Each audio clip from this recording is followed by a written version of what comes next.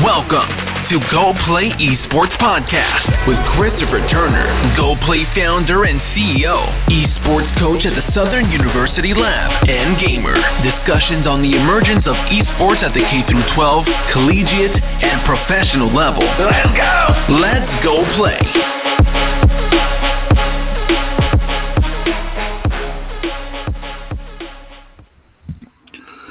Hey guys, welcome to the show. This is your host, Christopher Turner. And I'm here. I'm tired, but as they say in show business, the show must go on. We had a good time at Southern University Laboratory School today. It's big time fun down here in South Louisiana when we do a crawfish ball. Special shout out and special thanks to Mr. Greg and Mr. Marshall from B&L Crawfish in Brobridge. Came out, we had a real good time. They bought 1,000 pounds of crawfish. We raised some money for esports, my esports program at the school. The kids had fun. We should be dropping a video later on today. And, raised right over $1,000. So in the esports arena, that's a little drop, but every little drop helps. And just congratulations to all the students that came out. All the students that sold tickets, all the PTO family members that were there and supported, and we'll do it even bigger next time. But let me get on to the show. Today I have Charles and Aaron on the show today, co-founders of High School Esports League, the biggest high school esports league in the country. 2,500 plus schools, 75,000 plus students. I'm actually a coach of the league. We're pretty heavy. Southern University Laboratory School actually won second runner-up for 2K20 in the fall, and it's awesome. It's an awesome thing. And with further ado, I'm going to go ahead and put Charles on the line, or Aaron, I'm not sure, and let them introduce themselves. I'll let you tell. We'll just get to it. Let me invite them into the show. Hey, who am I? Charles Reilly here, and this is Aaron Hawkey. Hey guys. Good man. I hope you caught the intro, but like I said, I'm a little tired, but great. We're gonna keep it going. So guys, just briefly, I'm just gonna run down the gauntlet.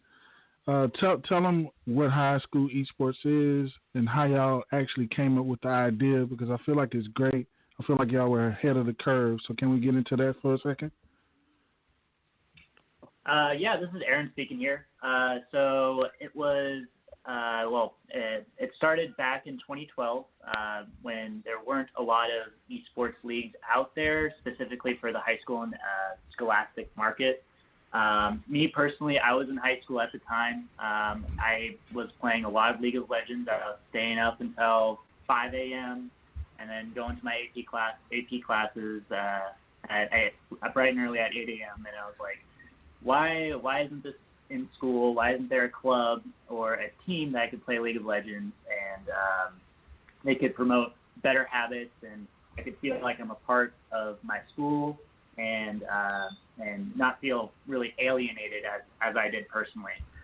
So I started out running around the San Francisco Bay Area, local leagues, about 25 high schools, and then at that point I met Charlie and Mason, the other co-founder, and we were playing League of Legends, and we really wanted to make this thing huge.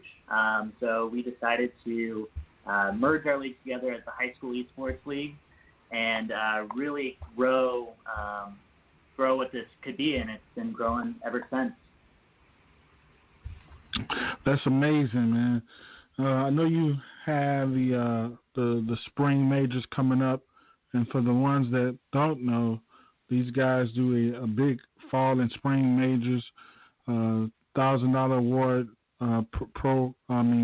per game title. And could you run through the gauntlet of prep for that? I know the deadline is coming up, and I just want you to share with my listening audience, like what does that consist of? Yeah, the Spring Majors is an 8-week-long season. We run 12 different games that range from Super Smash all the way to Overwatch. So how it works, teams will sign up. They'll play one match a week. And then after the 8 weeks, they'll be pulled into a playoffs if they're the top teams, and then we'll award those scholarships and trophies. The deadline will be extended out till next Friday, the 20th. So if schools are on spring break this week, you still have time next week. Just let us know, call in, email, and we'll get you taken care of. Yeah. And from the standpoint of Charles, I want you to kind of iterate, because I'm a coach, I'm a part of the league as well. Just somebody that's new, that's trying to start something, just let them know about the resources that are in place and what all they can really get accomplished as far as just reaching out, just like you just said. Yeah, so I have a full-time staff that helps onboard new schools. You can set up a one-on-one call on our website. You just go to hsel.org. You can schedule it with me and my associates.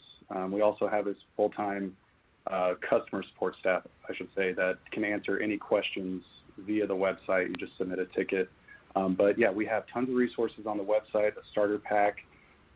We also have partnered with a nonprofit foundation called the Varsity Esports Foundation. You can find them at varsityesportsfoundation.org, and they'll help you out if you're a Title I school where you have a high percentage of free and reduced lunch students.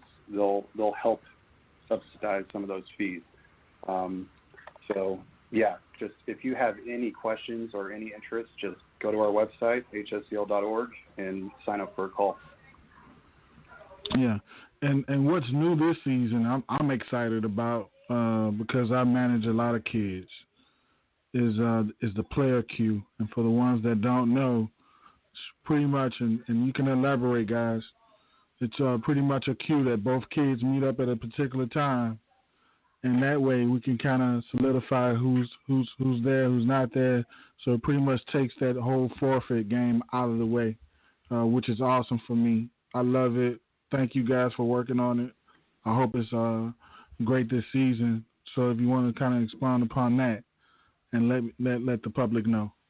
Yeah, for sure. This is Aaron here. So again, this queue system really spawned, as you said, it out of the struggle that the esports industry has been facing with pre-generated matches is forfeiting. So online esports industry historically has been, whether that's scholastic or amateur, lots of forfeits happen. Communication is a huge issue, and that's something that we've been really trying to hone in on and solve at the High School Esports League. And what spawned out of those collaborative sessions to come up with new solutions is the queue system.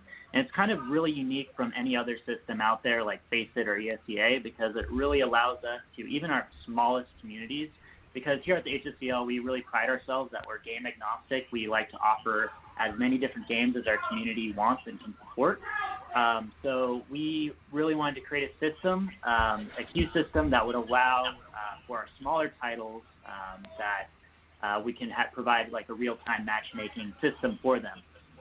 So with that being said, it's really something that's really unique to the High School Esports League, and you won't really see it a similar thing out there. It's really kind of a new concept of having sectioned off and partitioned time where people can in real time match against their opponents and be matched up against someone that's 100% available and online to play a full match at that given point in time. So, yeah, we've been working really hard in developing it out.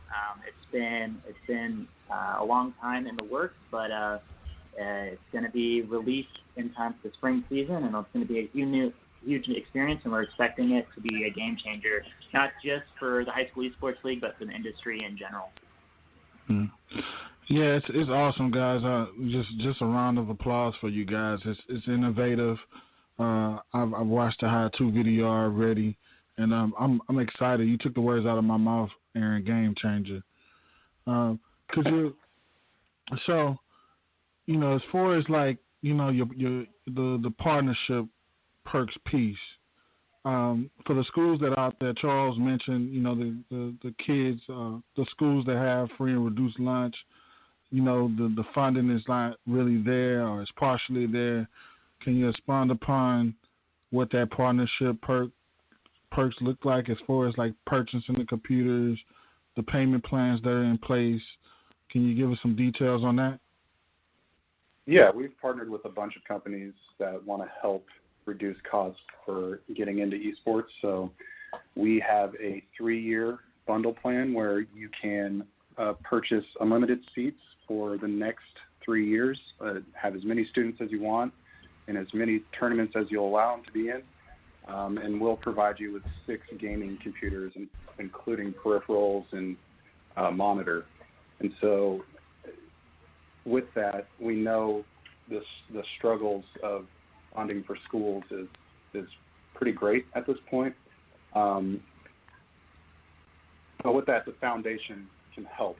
So again, varsityEsportsFoundation.org will help out with league fees and potentially in the future even costs for equipment. We also partner with apparel companies, and they're providing discounts for all of our schools. This summer we're going to be launching a whole lot of new programs. We're still finalizing the details, but signing up with us will provide a ton of value for schools at a very low cost. So it's all very exciting. There's a lot of companies out there that just want to help the industry and see these schools thrive because it is a great activity. We see kids' lives turn around from being a part of this, where they went from having no friends to having a whole clique where they can hang out after school and be a part of a team, something that they've never actually had before. I'm glad that you said that, Charles, because I want to get into the conversation of, if I'm a parent or a grandparent or even a teacher that really doesn't get esports, it's always the question, why esports?